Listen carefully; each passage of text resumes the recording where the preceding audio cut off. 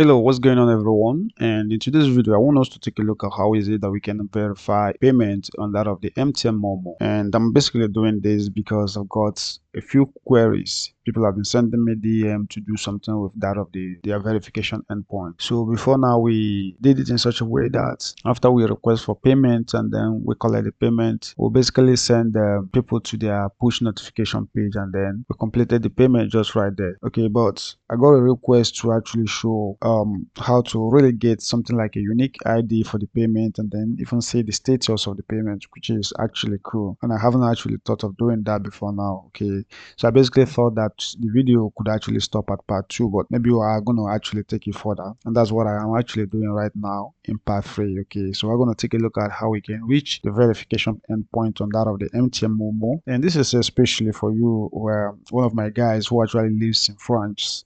Okay, so I believe that this video actually finds you well. Okay, so do try to go through the video and then it's going to actually open your eyes for some certain clues on how you can actually work on your application. Okay, so I want to demo the application. Basically what we did in the last video was to just basically fill this form out. So I'm going to use this MTN's test phone number right there, and then I want to put the amount that I want to pay. Let's say I want to pay something like 700 euros right there, and then I want to go ahead and click on donate. Alright, so you see that the payment kind of completes and then it rediriects people to the push notification right here, where you can basically have to click on I have completed the payment or something of that nature. And I did this in such a way that since I do not actually have a way to grab the push notification or USSD message that actually comes to people's phone. Okay, so I think that MTN only allows people to be able to say things of that nature if they switch to live mode. So I've been trying to see how is it that I can actually get the message on my phone, but couldn't actually get that. And probably because the phone number that is actually added there is not actually my phone number, it's a test phone number.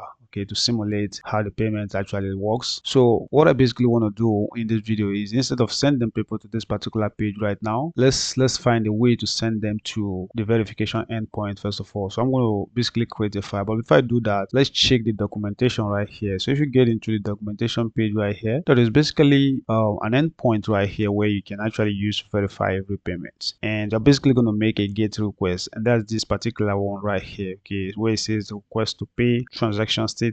So I want to click on that right now, and then if you click on that, I want to scroll to the tab right here. You see that we have this right here, say request transaction status, and it says the operation is used to get the status of a request to pay, and you're basically going to need an X reference ID that was actually passed in the post, and this is actually used as a reference to the request. Okay, so this is the endpoint down here, right here. If you take a look down here, you're going to basically make a GET request right here, and that should be to this particular URL. So you just need to get to request to pay / the reference ID. And I'm going to basically show you how we can actually grab onto that, because we kind of really have that already on that page. Okay, maybe some of you do not actually know. Okay, but we'll have it right there. So and then after that, we have some parameter. The local parameter is right here, which is basically the reference ID, and that's just because the unique reference ID for that particular payment. And then for the request headers, we're going to just need the authorization key and text reference environment. Okay, so basically we show you quite a few things right here. Okay, so that's just what we're going to need. So on this particular page right here, instead of getting in here, I want to go back. Once we make a payment, I think we're basically going to redirect to a different page. So I'm going to refresh this page and then go back to my development environment. Okay, so this is our development environment, and basically what I want to do, this is the folder that we've been working on, that is MTN MoMo, and I basically want to create a file within this particular place. So I'm going to just call that verify, the PHP right there, and that's just what we're going to use to verify the payment. However, I want to open up the payment page, the request payment page first of all, which is this particular page that we have in here. Okay, and if you take a look in here, you see that we have all our payment credentials. In fact, I want to scroll just through it so that you can see that we're basically grabbing onto the customer right here, the phone number, and then the amount you want to pay. We have a link to our access token right here, and after that we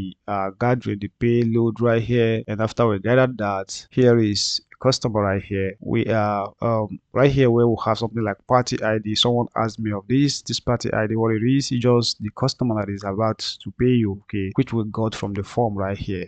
Okay, so that's just what that is, and these are just messages. So the first message is just the owner of the website message, and then the payee, not really the owner of the message right here, but the buyer is actually going to drop this particular message. And down here we have the person that you are actually paying. So that's what I'm saying. Thanks for watching Code Kinder right here. And you're going to, if the payment actually returns the verification, you're going to see that it's going to include all of these things, okay, in the response code that is actually going to come back to us. So this is the endpoint where we made the payment right there, and after that, these are just basic configuration right here that we have really set at that time. And after that, if we are able to like get 202, which is the accepted code for that of the successful payment, and if we get that, we basically redirected to this particular page called the push.php right there. But if it fails, we redirected to this particular page, okay. So and then down there is just the HTML, okay. So that is just what we have.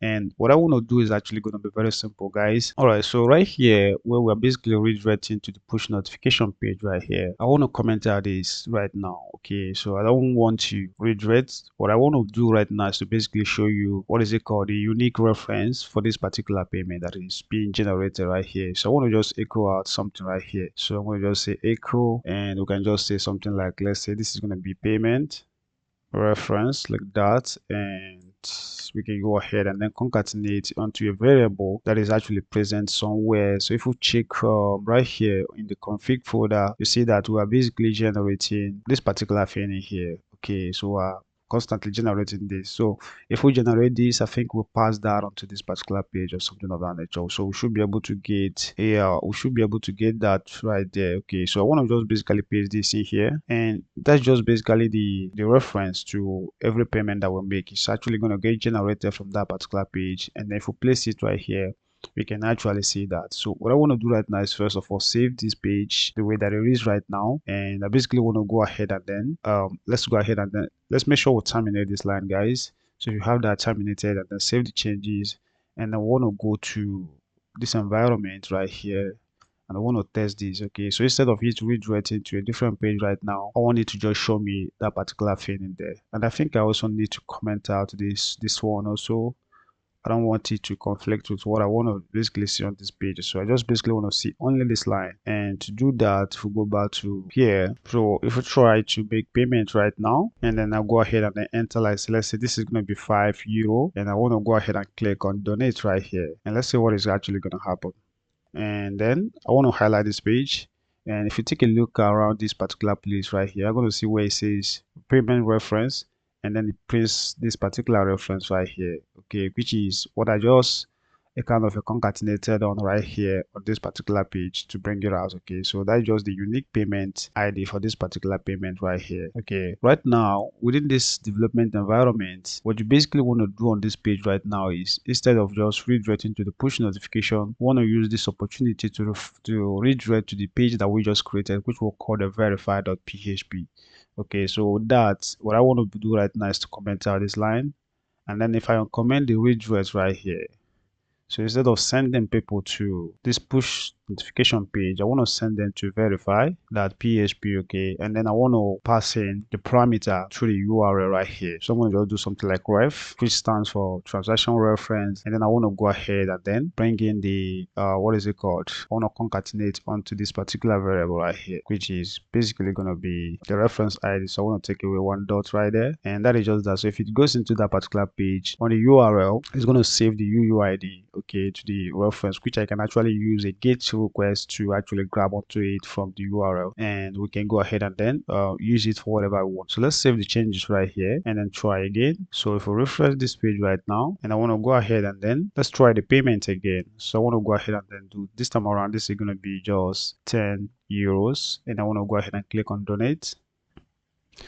And if you take a look in here, you see that the redirect works just fine, and it has generated a unique payment for, an ID, unique UUID for that particular payment, and it's on the URL right there. So you can basically work on this particular page right now to kind of verify this particular page. And if you want to do it, it's really very simple. Let's try to do that right now. And what we want to do right now is to basically open up the page we created earlier, which is this particular page, and we can throw in our PHP tag right here. All right, so to work on this page right now, we're going to need access to the what is it called, the access token, okay, which we can actually do by just making an include right here, okay, to that particular page, okay. And I'm going to just copy this and then paste it right here. and with that we'll now have access to the access token page. And I know that quite a good number of you may try to argue with this page that I just came out from right here. Why do we have access to we only included the access token right here, we did not add this configuration file to it. Okay, so the reason that I did not actually add that right here is because if you take a look at the access token right here, you see that the access token has it has included that of the configuration right here, so we can actually grab whatever we want to grab from this place through that of the access token page. Okay, so that's the only reason why you should include only this line. So um if this particular line right here, what is it? Yeah, so if this particular line isn't actually here, you will not have access to this particular data right here, which is the UUID that I kind of grabbed onto right here. Okay, so this is just basic, guys, so I know that you really understand that. So let's close this out and then focus on the verification page that we are just basically working on right here. All right, so on this page right now, I basically want to check for the reference that is on the URL, and to do that is really very simple. I want to just put a comment right here and just say check.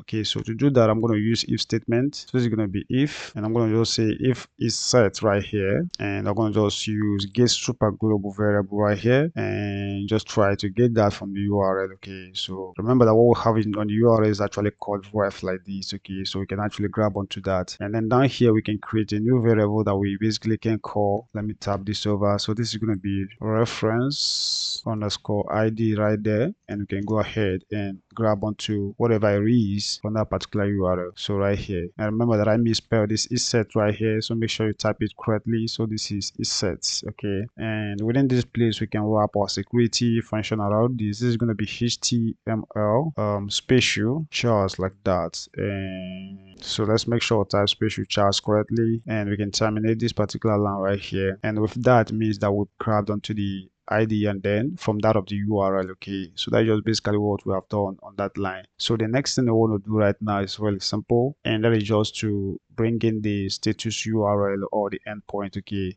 so let me put that in a variable, and I want to just say the verification, call this verification like that, and to grab onto that, let me put it in a variable that I'm going to just call status URL like that, and we can go ahead and put that in quotes, and let's just basically go to documentation page right here and then scroll to the section where we have that particular URL. That's right here. Okay, so I'm going to just copy this, and if I go back to my development environment, I just want to stick it right there. Okay, and for this I'm going to just basically bring this in. What I want to do is just concatenate onto that. Okay, so if I get out of this particular place, I want to add a dot right here and then copy my URL right here, my variable right there, and let's make sure this is really a variable, and we can go ahead and terminate this particular line. So this is the endpoint, guys, and that is just that. So we'll have that right there. So the next thing we want to do is to go through what we call configuration. Okay, so we want to configure the COI. And remember that this is actually going to be something like a GET request. Okay, so we're going to make a GET request from here. So the configuration is going to be slightly different, but it's really very simple, guys. So to do that is very, very simple, and I'm going to start off right now. So let's just say I'm going to put a comment here and just say something like init. That means initialize CURL. Okay, I'm going to just say CURL right there, and if you want to init that, you can put that in a variable. So this is going to be ch, and we can go ahead and just do CURL like that underscore init,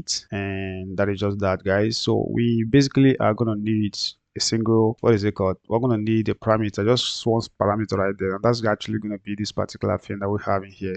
Okay, so let's put that in this particular place, paste that right there, and with that line we've initiated our core right there. So the next thing is to perform some more configurations. So I'm going to just do call opt. This is going to be set opt. Okay, so this is going to be set opt, and let's throw in our parentheses right there, and the first parameter that we're going to basically need right here is going to be the ch right there. We're going to introduce a comma, and it's going to need a constant which is actually called a curl call opt like this, and we can actually say return call opt underscore this, and we can introduce a comma right here, and we can actually set this to true like that. Okay, so that is just it on that line. I want to terminate this line, and the next thing I want to do is to just copy this particular line and then paste it down here, and I want to use an array right here. Okay, so what I'm going to do right now is just to say call setup, and I'm going to just change this particular constant right here to something else. So this is going to be my HTTP header like that. Okay, so this is HTTP. Let's make sure we type header correctly. All right, so this is callout underscore HTTP header like that. And we basically want to, the second parameter that we're going to need right here is just going to be an array. Okay, so if we have an array right here, let's throw in our parentheses right here, and let's just try to make this a little bit more readable by throwing in our, so I just want to separate this like this. Okay, so this is how it is right now. So we have an array inside of this particular place that we want to create, and that just basically trying to gather what is it called, all of our headers. Okay, and basically what I want to do right now is if I go to this request right now and then scroll to the section where right here, so I basically want to copy this. I may not need everything that we have in here right now. Okay, so let me just copy like these 3 lines, and then if I get in back to this particular place, let me just close this. This is really confusing me. So let's go to the verification page, and I want to paste that right here. Okay, so what I want to do on this page, on this particular array, is really very simple. It's going to be just basically 2 things. Okay, this particular one is actually going to stay, but for that of the I think I basically need all of them. Okay, because I'm actually going to also need the secondary key, and then the authorization key is actually going to be there. Okay, that is actually the access token. So I think that's just basically correct. So I'm going to take away the last comma right here, and that is just that on that line. So if we get out of this place right now, next thing I want to do right now is just a kind of execute the COI configuration up here. Okay, and to do that, let's put that in a variable that we're going to basically call response, and I want to go ahead and set that to curl like right here underscore exec.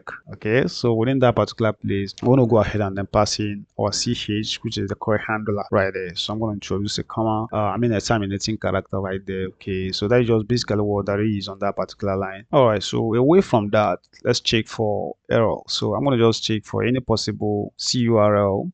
Let's say check, let's just basically check for errors or curl errors, and if we find any, we want to just basically display that or something of that nature. So I'm going to just put that in an if statement, and what I'm going to basically do is just say if curl like that underscore err no, and what do basically want to do, of course this is actually going to be a function, and then we're going to need a parameter in there, which is actually our ch handler right there.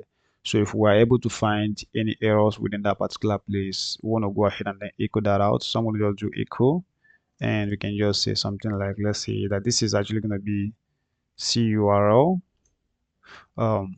just returned some errors. Okay, and I want to concatenate onto whatever error that could actually be, and that's just basically going to be for us to use this particular function right here. So I'm going to just say COI underscore error like that, and this is basically going to be a function. So let's terminate this particular line, and of course we're going to also need the ch handler right here. So this is going to be ch like that, and that is just it on how to grab onto that.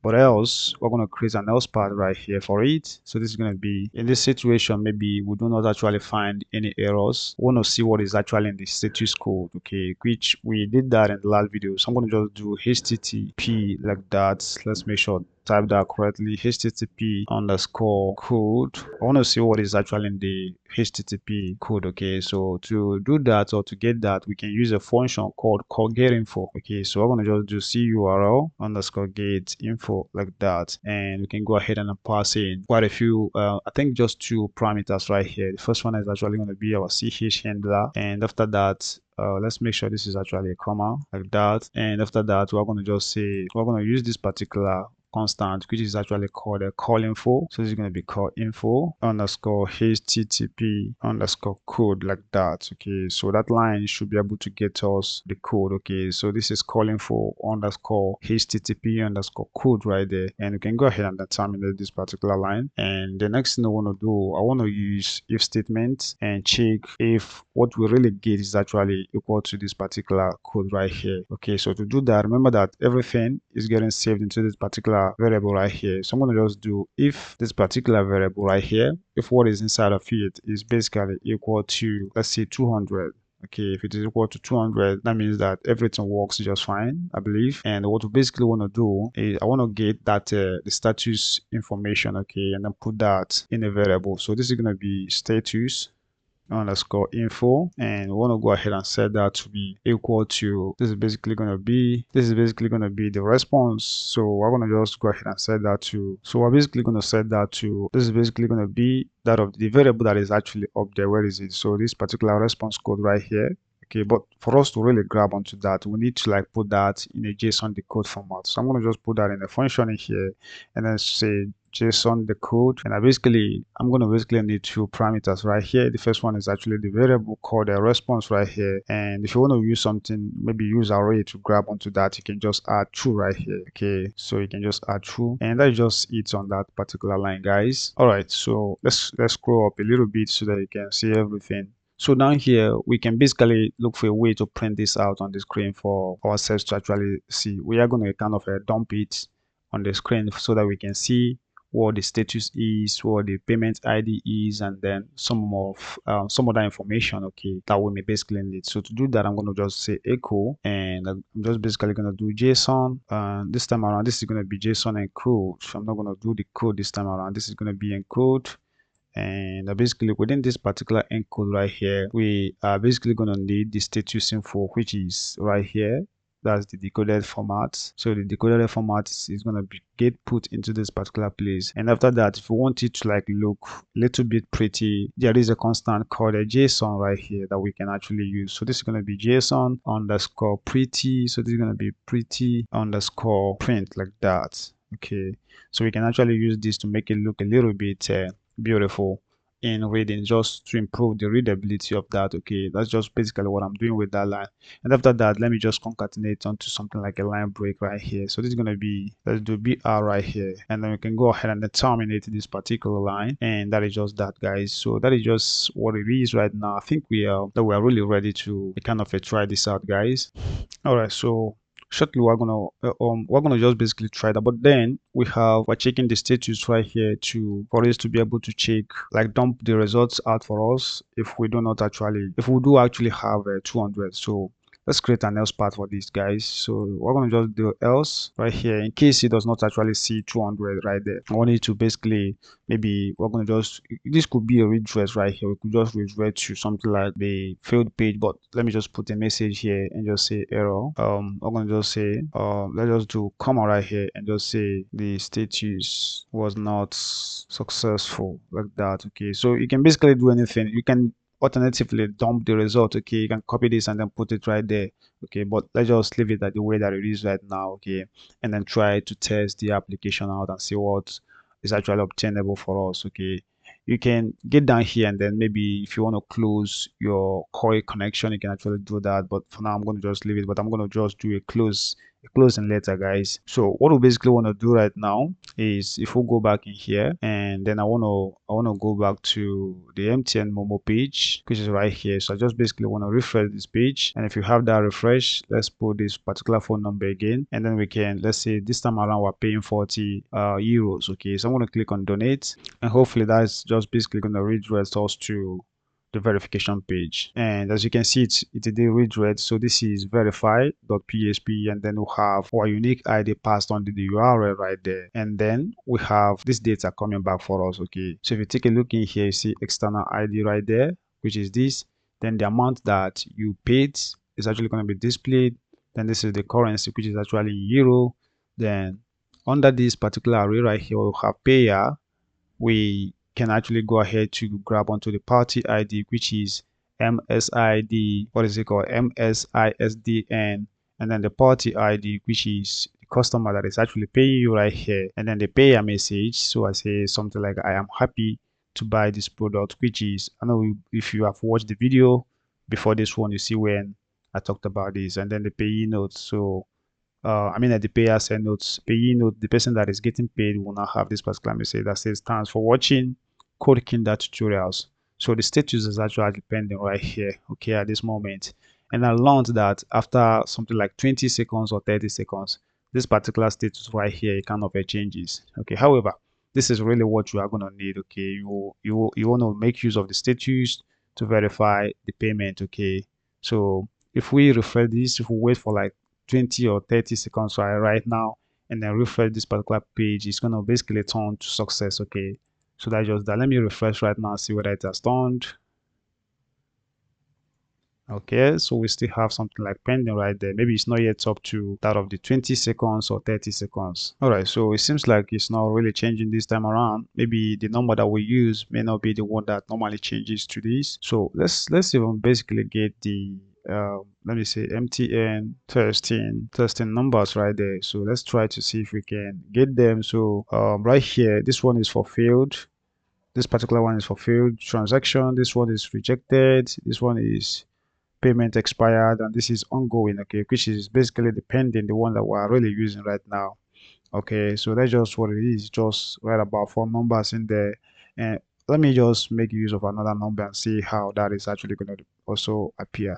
So I learned that what is it called, I learned that depending on the number that you are basically using right here, it changes. This particular thing that we have in here kind of a changes, okay. So if we go back right here to our payment page, and I want to change this particular phone number from here to this particular one that we have in here, and this time around I want to pay 20 euros. Let's click on donate. All right, so if you take a look in here, you see that there is a different status right here, okay. So if you check the status right here, you see that we have failed, okay. So you can make use of this status, okay, for the payment that a kind of a failed, and the one that this is the reason right here for the payment that actually failed. And you can also test this one. Let's also test this particular one right here. So this one is rejected. So if we go back right here, let's go back one more time. I want to take this away, paste that one that is basically for rejection. So I'm going to do 10 right now. Let's click on donate. So you see that we have a field also, and then the reason is also going to show up, okay, even though that one is actually for being for rejecting a payment, okay. So but the status is also still going to come out as failed, okay. So and I hope that you guys are kind of getting what I'm saying right here, okay. So the one that I've really used this particular one right here, and it was able to kind of turn into what is it called, success after a while, okay. So I don't know why it was naturally changing to that, but that's just that, guys. So that's just that. So I'm gonna just put 5 euros right here and click on donate. All right, so we have a pending with this particular one. Okay, so we have a pending right here. So maybe we should also give it maybe like that at 10 seconds, and then refresh and see whether this pending is actually going to change. Okay, and we still have pending right there. Okay, so the point I'm trying to get at is this: if we have something like successful right here, if the payment was actually successful, we're going to see that this data is actually going to change. Okay, you will see something like transaction ID.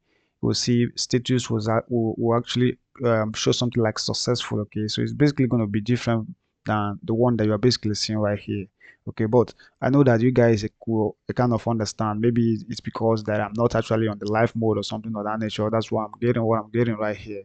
Okay, but this ought to like change after like 10 or something like 30 seconds to something like successful, since we are basically on the test environment. Okay, so if your own actually shows successful right here, you can go ahead and then build your database with the data that they return to you right here. Okay, that's just basically what that is. So whatever it comes that comes back for you, if it is pending, you can use something like webhook to change to check. If it changes to something like successful, you can go ahead and then give value or whatever you want to do. Okay, if you have something like a field right here, you know, basically know what you can do. Okay, so that's just what that is, guys. So that's just basically what that is. So there's nothing else I can actually do right here, and I wish it just changed something like successful so that we can actually proceed with our code right here. But anyways, we're still going to actually proceed with what we are basically doing right here.